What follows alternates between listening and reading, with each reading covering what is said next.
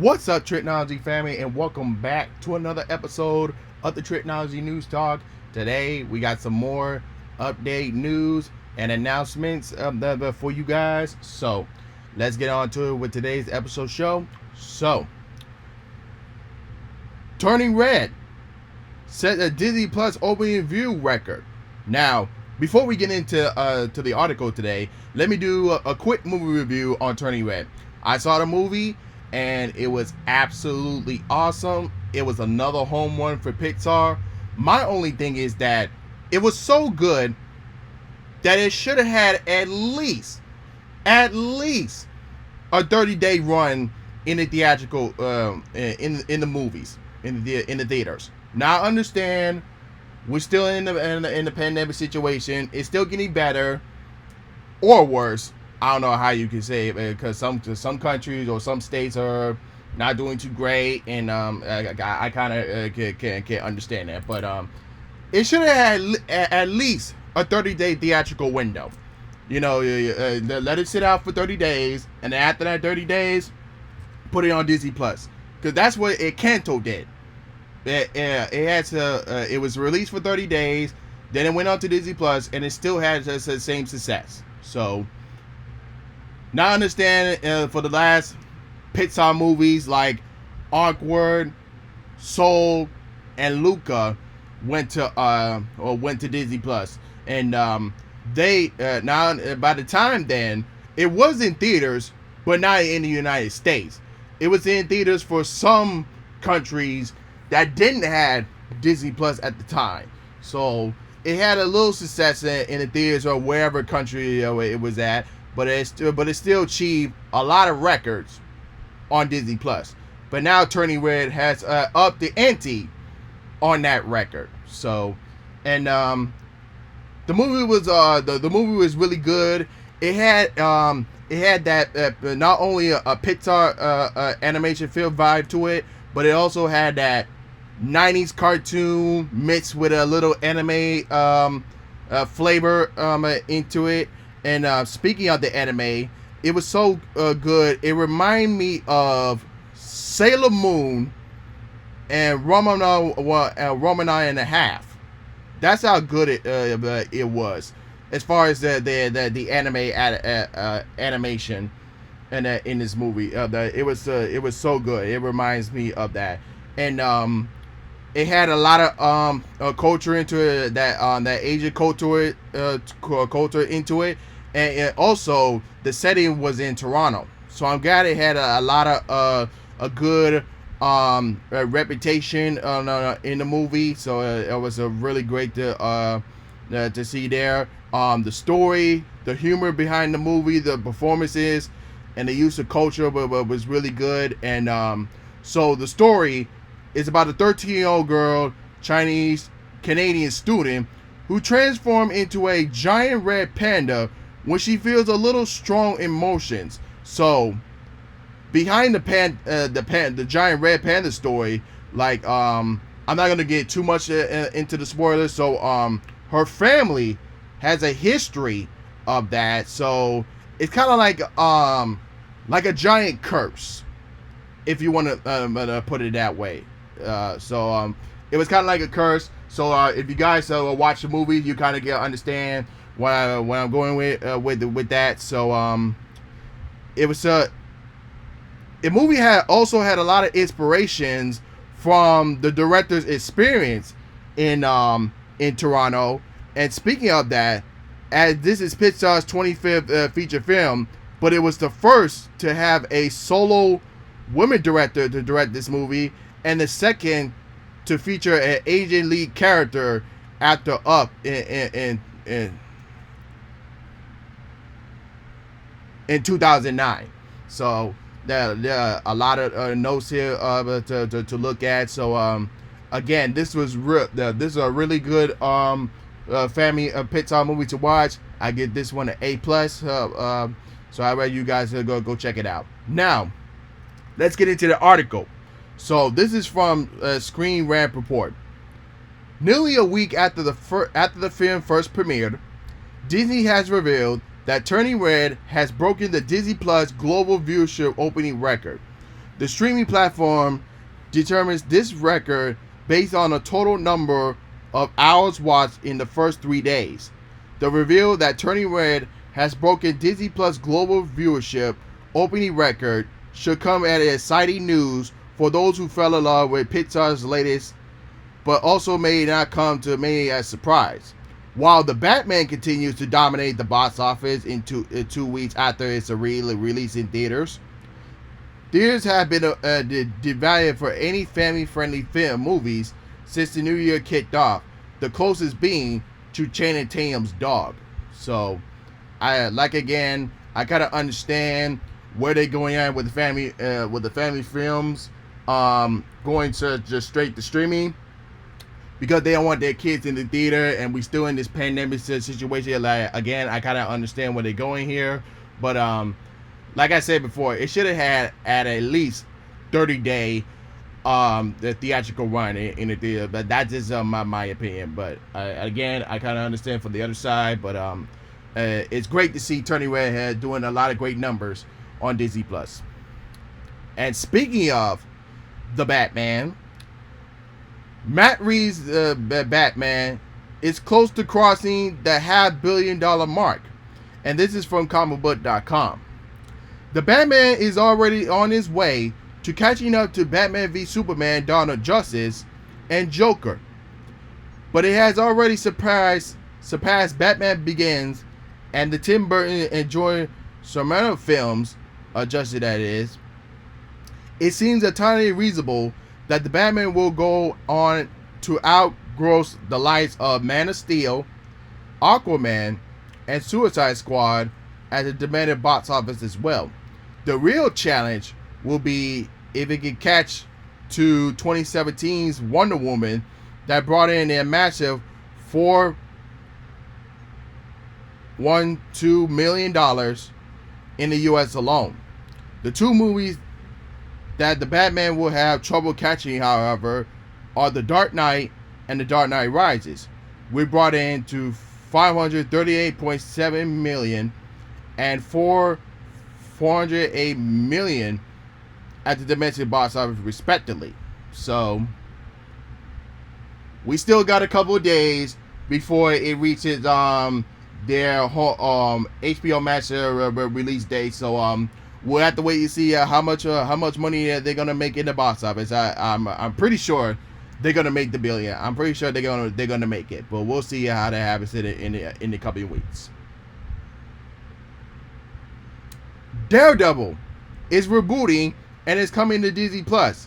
As you guys already know, the Daredevil, Luke Cage, Jessica Jones, The Punisher, and Iron Fist is now on Disney Plus with parent control options in there. So, but after Daredevil had made a cameo appearance in Spider-Man No Way Home, so it feels like we're getting a reboot. So this is the what Production Weekly has reported.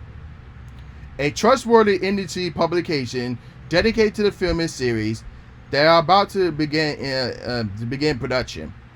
Marvel Studios has a list for a project simply described as a Daredevil reboot.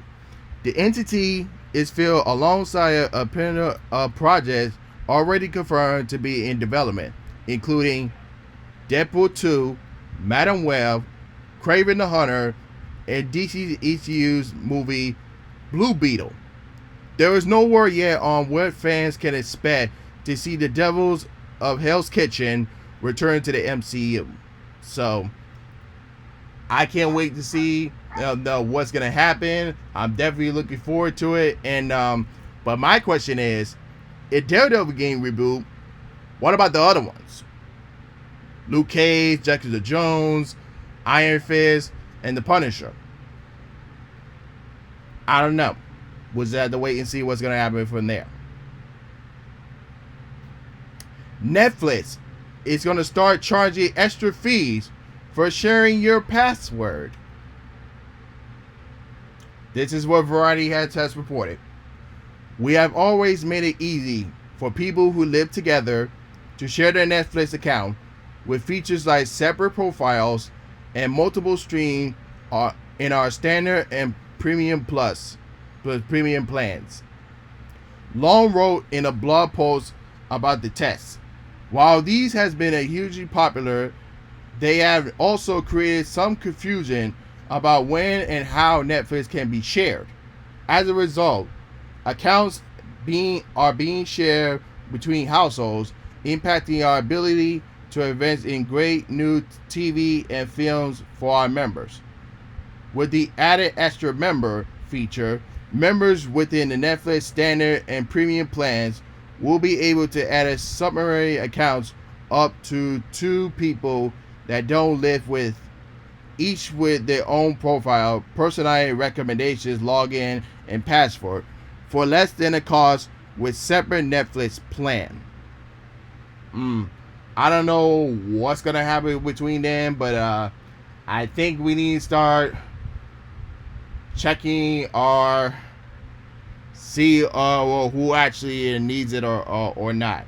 I kind of understand some people have their budget on which streaming platforms that they're able could afford, but I think it's now time to recommend and see how this gonna work out, especially for Netflix and when it comes to like sharing profiles and password, all that stuff.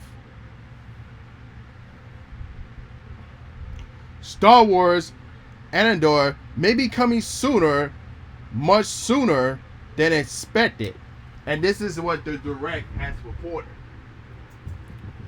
Bill Swinburne shared that per the sources that Star Wars Andor may be set to premiere on Disney Plus in August 2022.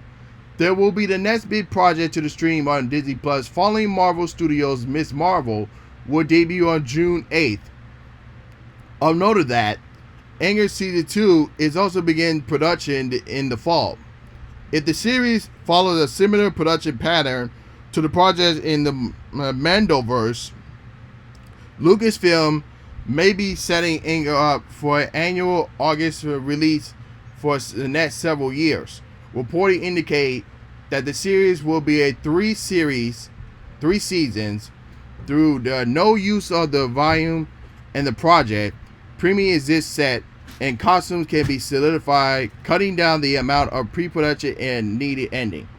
Obi-Wan Kenobi teaser trailer presented a nostalgic cinematic feel for the streaming series, and Andor looks to be a following the trend by shooting on locations with real set. So this is gonna be interesting. So I know I mentioned before that the Bad Batch season 2 has been pushed back, and we're still likely to get Mandalorian season 3 in the holidays of 2022. But this is going to be very interesting for Andor to follow the same path as Mandalorian, be released in every August. Note of the fact it's only going to be three seasons. So this is going to be very interesting, and I love Rogue One the movie, and I can't wait to see how this series gonna go.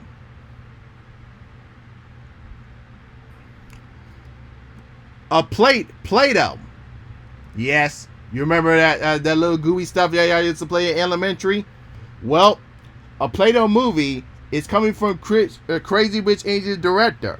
So this is what Variety has reported.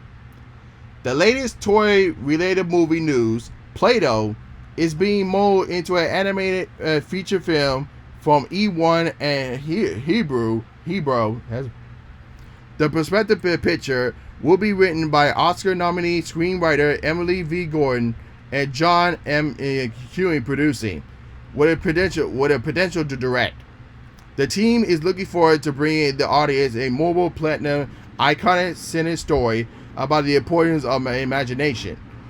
Chu and Gordon stated, after the news project broke, Gordon tweeted a brief explanation writing, John and I had a series of conversations about creativity, imagination, and the purpose of art, and where there's so much fun and juicy that I knew it had to be do this. So this is going to be very interesting. So I remember playing Play-Doh in elementary, and we used to make stuff and do a lot of crazy stuff with it. So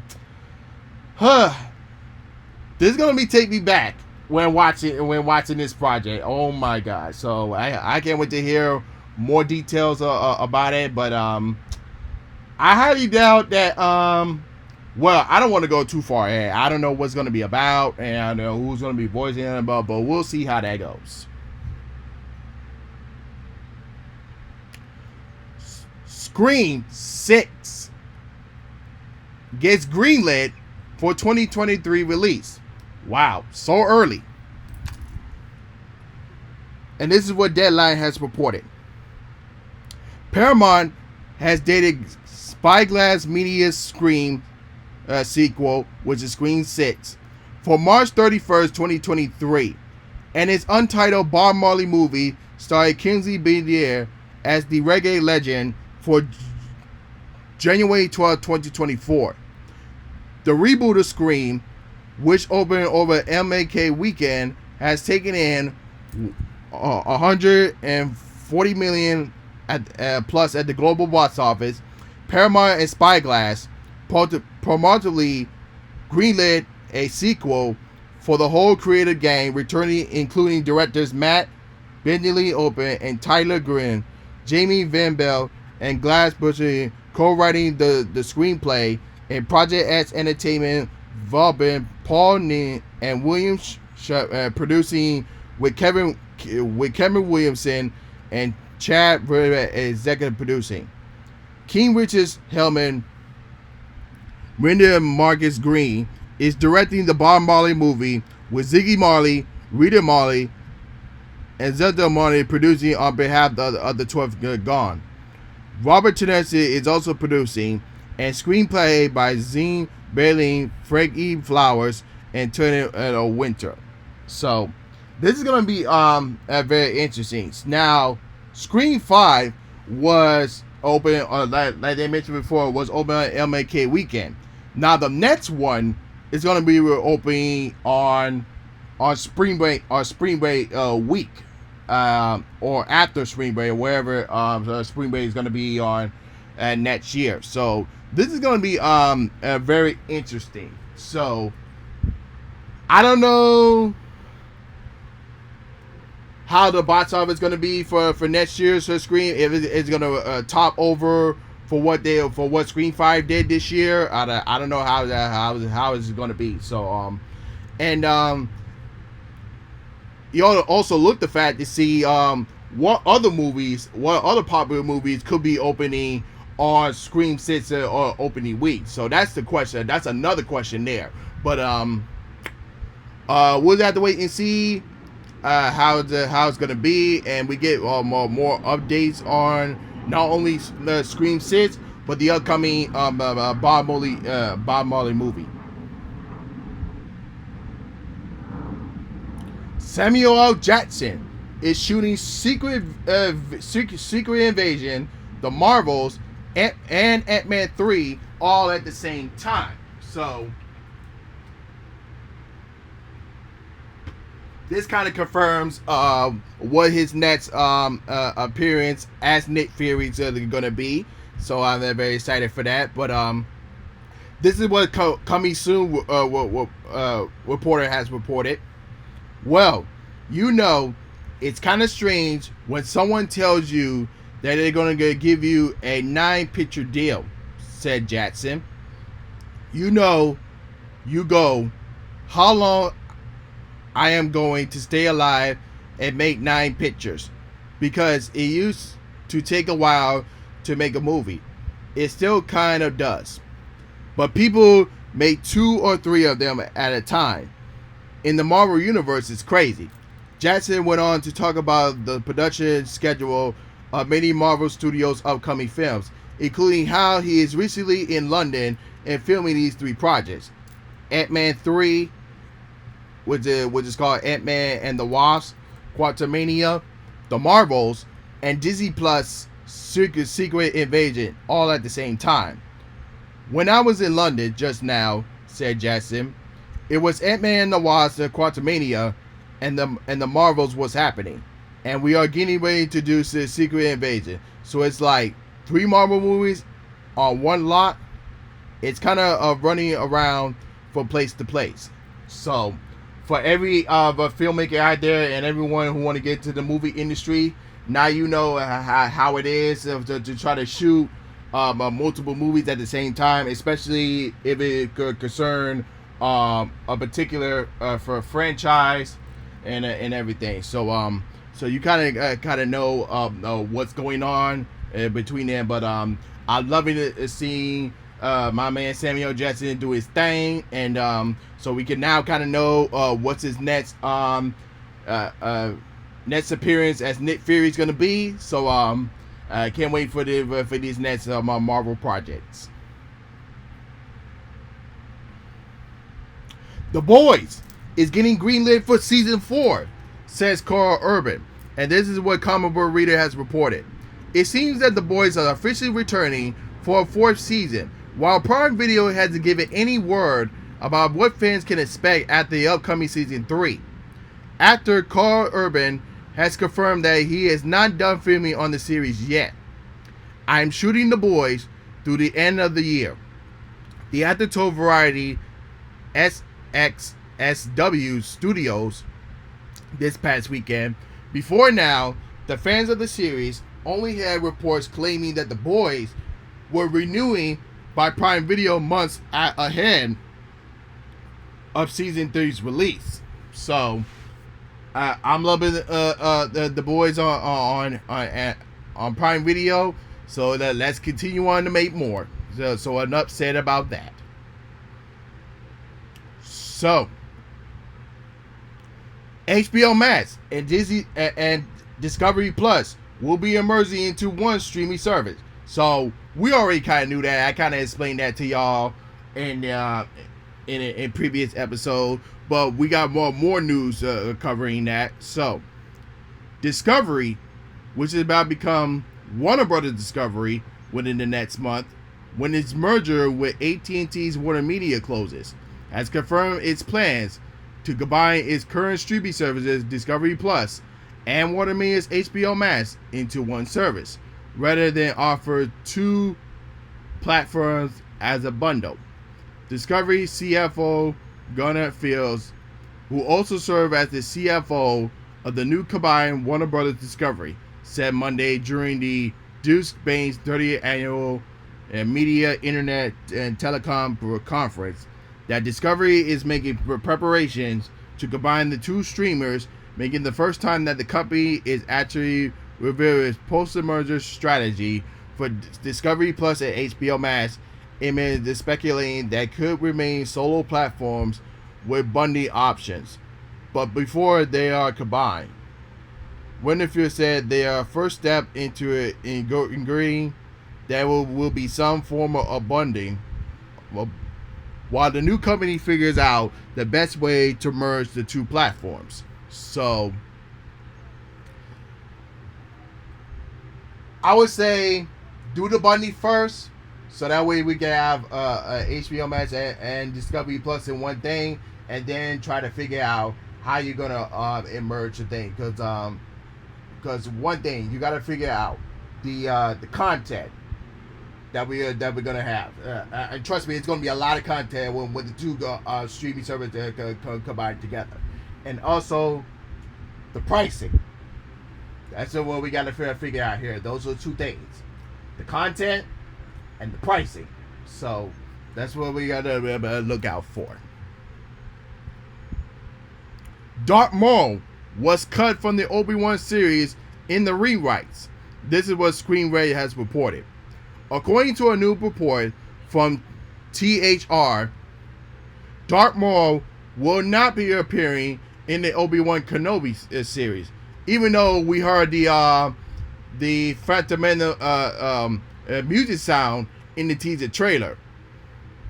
The news came from the additional insight from the show's development, as it is revealed that there was previously plans to include him, Ray Park, who played Maul in Star Wars Episode 1, The Phantom Menace, and Soul, a Star Wars story, reportedly was prepping for return. However, creative changes to the series meant cutting Darth Maul's role.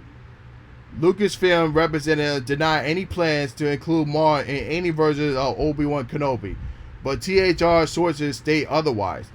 In any case, Darth Maul will not be expected to appear in the upcoming Star Wars show. Well, that's kind of a bummer. I wish he could have been on there, but he's not. But we did see the trailer, a teaser trailer. It looks really good, and we just hope. We all know it's going to turn really good. But we just have to wait and see how the everyone else gonna like the show. Ryan Reynolds has announced announced a director for Deadpool 3. So this is what Hollywood Reporter has reported. Sean Lenny has been tapped in, or maybe it should be targeted, to direct Deadpool 3. The director is in negotiations to team up with star Ryan Reynolds for the Marvel property, after his previous collaboration with 20th Century's pandemic-era hit Free Guy and just released sci-fi adventure movie The Atom Project on Netflix. Frequently, Reynolds collaborators Rand Reese and Paul Richmond, who penned the scripts for the first two films, are now working on Deadpool 3. So this is going to be a great team up, and I want to hear more on Deadpool 3 and when it's going to be happening. Hopefully in Phase 5. Jack Black is returning for Kung Fu Panda series on Netflix, and this is what Anime World has reported. In the new series, when a mystery pair of weasels are set their sights on a collection on the four powerful weapons, Poe must leave his home to embark on a global quest for redemption and justice that finds him partnering up with a no-nonsense English knight, Warbarian Blade. Together, these two mismatched warriors set out to an epic adventure to find the magical weapons first to save the world from destruction, and that may even learn a thing or two from each other along the way. So this sounds very interesting, but I want to hear more on that, and when will be the release year for that.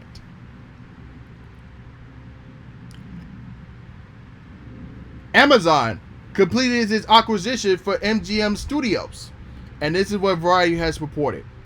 Amazon has closed its $8.5 billion acquisition of MGM's first, announced last May. The company said Thursday, Pure Amazon, the story near century-old studios with more than 4,000 film titles and 17,000 TV episodes, 180 Academy Awards, and 100 Emmy Awards, will complete Prime Video and Amazon Studios' work in developing a diverse offering of entertainment choices to consumers. MGM's film catalog includes 12 Angry Men, Basic Instinct, Creed, and Rocky, Legally Blonde, Moonstruck, Portuguese, Raging Bull, RoboCop, Silence of the Lamb, Stargate, Thelma and Louise, Tomb Raider, The Magnificent Seven, The Pink Panther, Thomason Crown Affair, and of course the James Bond series. On the TV front, the studio has produced Fargo, Handmaid's Tale, and Vikings. So with all that, now we know that all of MGM's properties is now going to be on with Amazon and Prime Video. So with all the everything I just mentioned, if you like those movies, now it's going to be on Prime Video to watch. Instead of try to find other streaming platforms to watch, now they all going to be in one place. So that is great news to hear. And lastly, Benedict Cumberbatch clarifies if Doctor Strange is the new leader of the Avengers. Come on. We all know that that the Falcon, aka who is now Captain America, is going to be the new leader of the Avengers. and also Captain Marvel, if you want to include her as well. But this is what Benedict Cumberbatch had to say about that. People say that you are in the Avengers, but you are not an Avenger, right? He said, no, I'm not. I am not at the Stark Towers with Nick Fury. No, he is sort of an outside of that realm, but I do not think it's necessarily a character trait. I think it's just a job title. He is there to protect the reality of the Avengers in a different way to what has been a fighting up until the point that everything collides in the last two Avengers movies. So he has hold his position as an adult on the probably of that. But I think only for so long. There's also a moment where he has to work with people and team up. We might see that in the next film. You have to wait and see. So that very clears up the a question on that. So he is not an Avenger. He's more of a protector from the universe. That's the way I see it. So with him being in the Spider-Man No Way Home, and also so Scarlet Witch Wanda joining him for the Multiverse of Madness. So yeah, he's more like like I say, he's more like a protector from the universes going into shambles. So that's to answer your question there. But that's all for our episode today. So if you're listening and watching on YouTube, don't forget to like, share, subscribe, comment down below your thoughts and opinions, and hit the notification bell when new episodes are uploaded. And of course, if you're listening on Anchor, Spotify, and Google Podcasts, don't forget to go into the YouTube link in the description below, and also comment your thoughts and opinions as well. And also, Spotify listeners, you can also post your comments and thoughts and opinions on the Q&A question mark below as well. But other than that, this is Trico, and I'm signing off. Peace.